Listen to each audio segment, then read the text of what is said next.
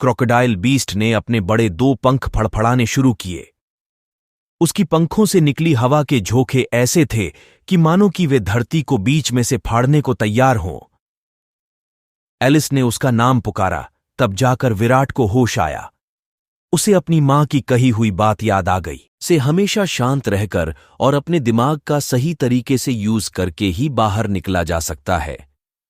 एक बात याद रखना, कभी भी डर को अपने ऊपर हावी मत होने देना। उसने शांत रहकर बहुत ही तेज उड़ना शुरू किया। सबसे पहले तो अपनी आत्मशक्ति, उसके बाद वह आसमान की तरफ बहुत स्पीड में उड़ने लगा। वो क्रोकोडाइल बीस्ट भी उसके पीछे ही आ रहा था।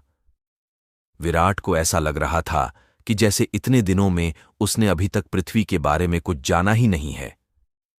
उसे ये तो कन्फर्म हो गया कि आज तक ह्यूमंस को बस गुमराह किया गया है।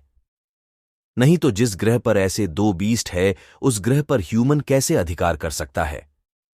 उस विशालकाय बीस्ट की स्पीड बढ़ती ही जा रही थी। दूसरी तरफ मोक्ष स्कैनिंग रूम में था। चारों तरफ से ब्लू लाइट उसकी बॉडी को स्कैन कर रही थी। कुछ देर में स्कैनिंग प्रोसेस कंप्लीट हो गई। उसके बाद उसे एक वॉइस नोट सुनाई दिया। आपने स्कैनिंग प्रोसेस को पूरा कर लिया है। आपने ट्रेनिंग के दौरान इस मिलिट्री कैंपस पर एक्सीलेंट अचीवमेंट हासिल की है। आपको कैंपस में इस साल फर्स्ट रैंक में सूचित किया जाता है। बाहर सभी मोक्ष के रिजल्ट का इंतजार कर रहे थे। तभी उन्हें वहां स्क्रीन पर बड़े 2 अक्षरों में मोक्ष का नाम लिखाई दिया। उसके नाम के नीचे लिखा था, रैंक वर्ष 3380, ह्यूमंस डिफेंडर, मिलिट्री कैंपस। इस रिजल्ट को देखकर सबकी आंखें फटी की फटी रह गई। किसी को इस बात पर यकीन ही नहीं हो रहा था। सभी लड़के आपस में बात कर रहे थे, ये लूजर 0 से हीरो कैसे बन गया। जरूर इस रिजल्ट में कुछ खराबी है। एक लड़का जिसका उस कैंपस में सबसे ज्यादा नाम था, सभी सोचते थे कि इस रैंक लेकर आएगा। वो 2nd रैंक पर था और वाणी 1st रैंक पर थी। उस लड़के का नाम अश्विन था। मोक्ष की रैंक देखकर वो पागल ही हो गया। उसकी रैंक देखकर वाणी भी हैरान थी, पर वो अश्विन को परेशान देखकर खुश हो रही थी। वाणी अश्विन को कभी भी नहीं देती थी, पर अश्विन इस बात से खुश रहता था कि वो किसी भी लड़के को इंपॉर्टेंस नहीं देती। अश्विन ने मन ही मन कहा कि एक बार इस मोक्ष को बाहर आने दे। इसका मुंह नहीं तोड़ा, ना तो मेरा नाम भी अश्विन नहीं। उसने ये बात चिल्लाकर कही थी, इसलिए ये बात वाणी ने भी सुनी थी। अभी उसने इतना बोला ही था कि उसके सिर पर एक और बॉम्ब गिर गया। स्क्रीन पर लिखा आया कि नाम मोक्ष rank 1st level spirit soul level के हायर पॉइंट पर। यह देखकर तो अश्विन के पसीने ही छूट गए। अब उसे पछतावा हो रहा था कि उसने इतने से चिल्लाकर उस मोक्ष को मारने की बात क्यों कही थी। वही निधि 9th मिलिट्री कैंपस में पहुंच चुकी थी। ये बात उसकी बड़ी बहन को भी अभी तक नहीं पता चली थी। इस बार उसने अपनी रैंक के बारे में किसी को नहीं बताया। वो अभी उस बेस पर सभी फॉर्मेलिटीज को कंप्लीट करके अपने रूम में आकर लेटी ही थी। उसकी अभी आंख ही लगी थी कि तभी उसे बहुत तेज घबराहट होने लगी, जैसे कोई उसका अपना कोई खतरे में हो। उसने देखा कि विराट के पीछे एक क्रोकोडाइल बीस्ट पड़ा है और विक्रम उससे बचने का प्रयास कर रहा है। वो बहुत पास पहुंच गया था। निधि विराट को ऐसी हालत में देखकर डर गई और उसने नींद में ही जोर से चिल्लाया। विराट उसके बाद निधि की आंखें खुल गईं।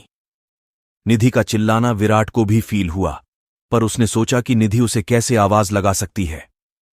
तभी एलिस ने विराट से कहा कि अभी तुम्हारा ध्यान भटकना नहीं चाहिए, अभी तुम्हें इस बीस्ट पर फोकस करना है। अब वो बीस्ट विराट के बहुत नजदीक आ गया था। उसकी सांस की गर्म लपटें तथा उसके सांस की दुर्गंध विराट को महसूस हो रही थी। विराट की नजार उसके सामने वॉल्केनो को देखकर विराट के दिमाग में एक आइडिया आया। उसने अपने प्लान पर काम करना शुरू कर दिया। विराट अपने बेस से बहुत दूर निकल आया था। विराट ने अपनी स्पीड को और बढ़ाया। 2 से 3 बार तो विराट बाल बाल बचा था, क्योंकि जैसे ही वो बीस्ट विराट के पास आकर उसे खाने के लिए अपना मुंह खोलता, उसे विराट दिखाई देना बंद हो जाता था, क्योंकि विराट उसके सामने ऐसे था जैसे इंसान के सामने कोई मक्खी। इसी बात का फायदा उठाकर विराट डाउन टर्न ले लेता था और उसके मुंह में आने से बच जाता। उधर निधि के आंखों से आंसू बह रहे थे। अपनी बॉडी का ये रिएक्शन उसे समझ नहीं आ रहा था।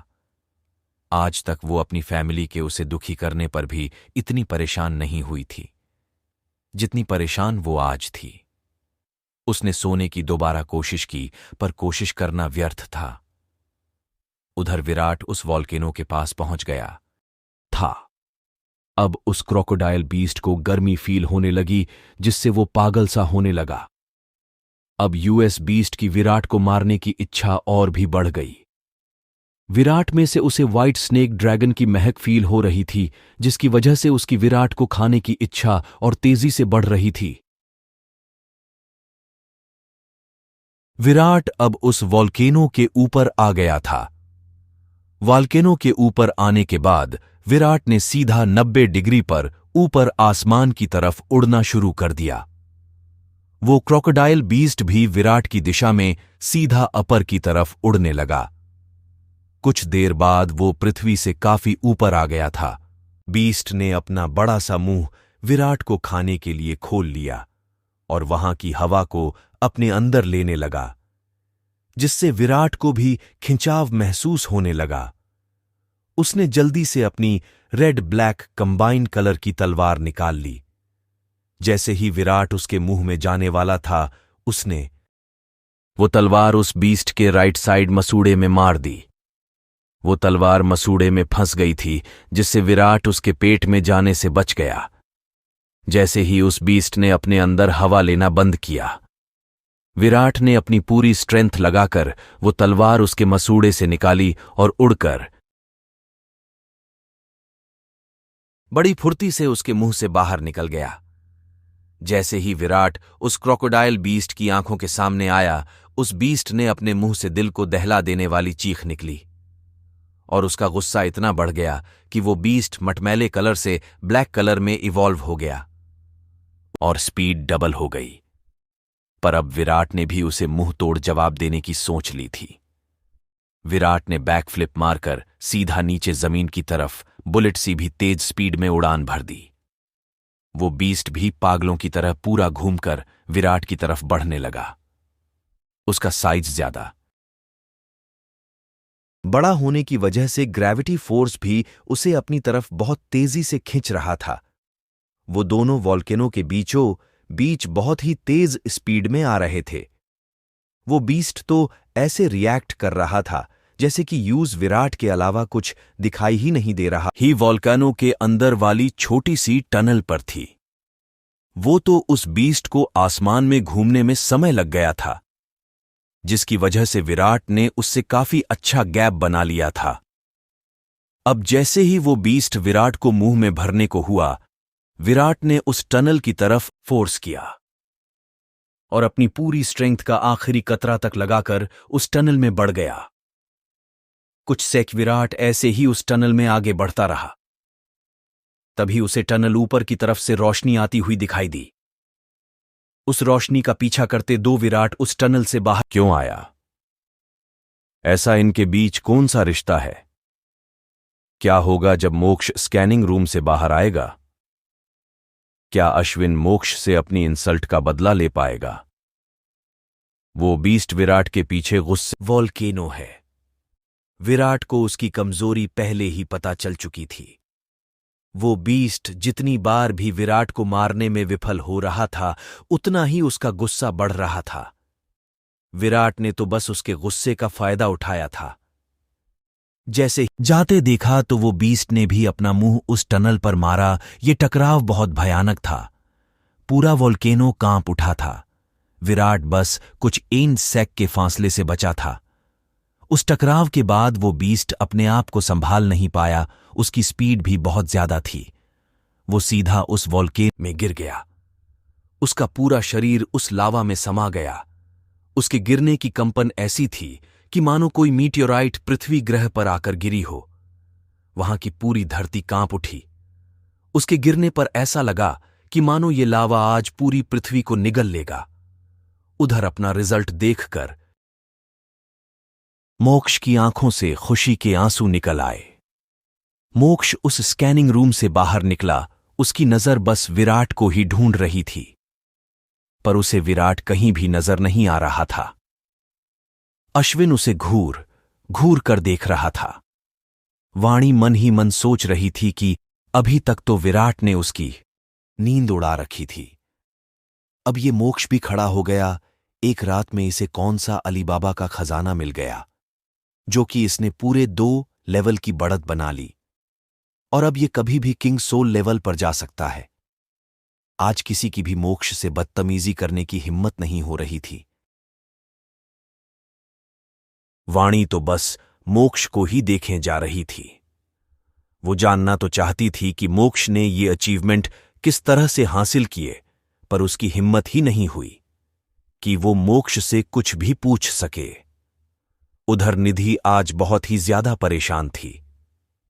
वो बेचैनी में काफी देर से इधर उधर कर बदल रही थी कि तभी उसे एक ठंडक का एहसास हुआ, जैसे कि उसकी सारी परेशानी पल भर में ही खत्म हो गई हो। अब जाकर उसके दिल ने नॉर्मल धड़कना शुरू किया था। आज उसे पता नहीं क्यों, पर विराट की बहुत याद आ रही थी। अब तो उसकी विराट से मिलने की चाह और ज्यादा बढ़ गई थी। वो बस जल्द से जल्द विराट से मिलना चाहती थी। वो उससे पूछना चाहती थी कि क्या वो किसी ऐसी परेशानी में था जैसा उसने अपने ड्रीम में देखा था। वो विराट के बारे में ही सोचते सो गई।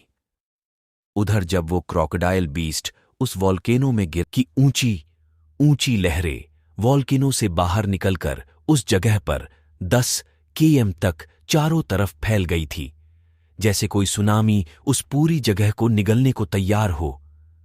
उस बीस्ट ने लावा में गिरते ही जोर से चिल्लाना शुरू कर दिया। वो चीख पूरे जंगल में गूंज उठी। कोई भी अंदाजा लगा सकता था कि वो कितने दर्द में है। उस बीस्ट ने बड़ी फुर्ती से उस वॉल्केनो से निकलने के लिए ऊपर की तरफ हाथ पैर मारने शुरू किए और उसने एकदम से ऊपर की तरफ जंप लगा दी। वो वॉल्केनो में से निकलता हुआ ऐसा लग रहा था जैसे एक बड़ी चट्टान में किसी ने आग लगा दी हो। उसके पूरे शरीर में आग लगी हुई थी। उसके पंख बहुत ही तेजी से जल रहे थे, पर फिर भी उसने उन पंखों को फड़फड़ाना जारी रखा और उस वॉल्केनो से 15-20 माइल दूर जाकर गिरा। ये दूरी उसने कुछ सेकंड में पूरी कर ली थी। स्ट्रेंथ और टॉलरेंस पावर को देखकर हैरान था। विराट ने भी उसका पीछा किया। जैसे ही विराट उसके पास पहुंचा तो उसने देखा कि उस बीस्ट ने हिलना बंद कर दिया था। एलिस ने विराट से कहा, वो मर चुका है, तुम उसके एबिलिटी पॉइंट्स कलेक्ट कर सकते हो। उस बीस्ट के फड़फड़ाने की वजह से उसके शरीर का सारा लावा हट गया था। विराट को इस बात की खुशी थी कि उसने अपने शार्प माइंड का सही तरीके से फायदा उठाया था, नहीं तो आज उस बीस्ट की जगह विराट वहां होता। विराट उस क्रोकोडाइल की स्ट्रेंथ का अंदाजा भी नहीं लगा पाया था। उसने व्हाइट स्नेक ड्रैगन को आने से माना इसलिए कर दिया था क्योंकि ये क्रोकोडाइल बीस्ट उस व्हाइट स्नेक ड्रैगन से साइज में 3 टाइम्स बड़ा था, और उसकी स्ट्रेंथ का तो पूछो ही मत। जिसने सरवाइव रहने के लिए दी उसकी स्ट्रेंथ की क्या कल्पना की जा सकती है। ने नीचे जाकर उसकी बॉडी पर अपने दोनों हाथ रखे। उसकी बॉडी अभी भी गर्म जल रही थी। उसने कुछ ही सेकंड में उस बीस्ट के एबिलिटी पॉइंट्स हासिल कर लिए थे। तभी एलिस ने कहा, आपने सेलेस्टियल सोल लेवल के क्रोकोडाइल बीस्ट को मार दिया है। तुम्हारी बॉडी में एवोल्यूशन प्रोसेस स्टार्ट हो गई है। विराट हैरान था।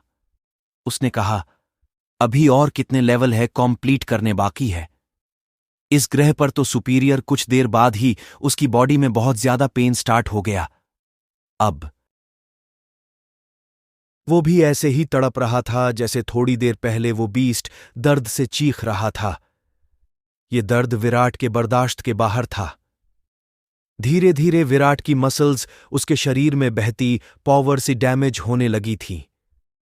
उसकी नाड़ियों के रास्ते चौड़ने लगे थे। उसके ऑर्गन्स पर जो वाइट प्रोटेक्शन लेयर थी वो भी डिस्ट्रॉय हो गई थी।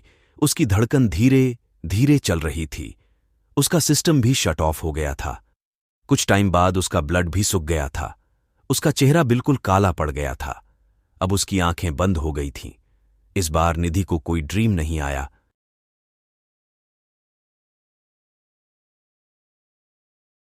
था। वो बड़ी शांति से सो रही थी। विराट को 3 दिन बाद होश आया। उसने देखा कि वो बिल्कुल ठीक है।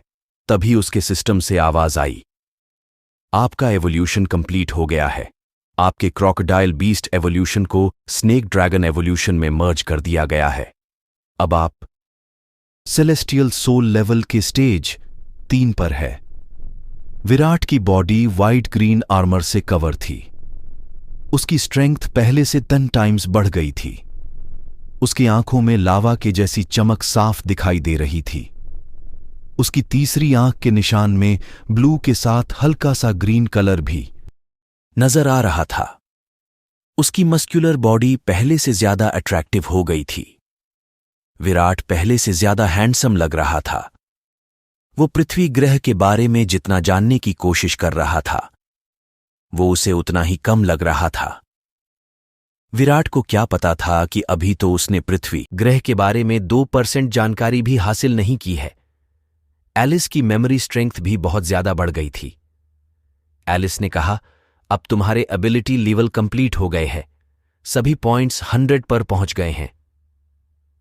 Mind ability 3 tolerance ability 100 रोएंस 4 speed ability 100 points 5 vision ability 100 points 6 telepathy ability 100 points 7 flying ability 100 points 8 invisible ability 0 points 9 teleportation power।